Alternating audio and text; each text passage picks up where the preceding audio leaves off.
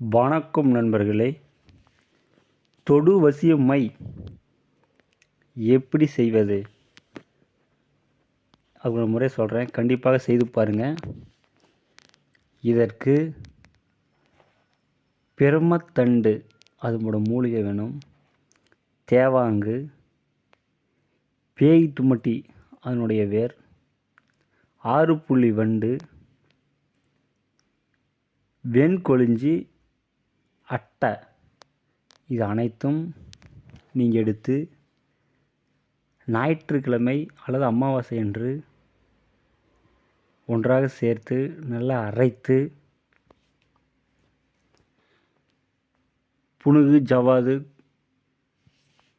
கோரோசனை இது அனைத்தும் நீங்கள் சேர்த்து மை போல் அரைத்து பிறகு வசிய மந்திரம் 1008 ஜெபித்து பிறகு அந்த மையை நீங்கள் யார் மீது தடனாலும் சரி உங்களுக்கு உடனடியாக அவங்க வசியம் ஆயிடுவாங்க.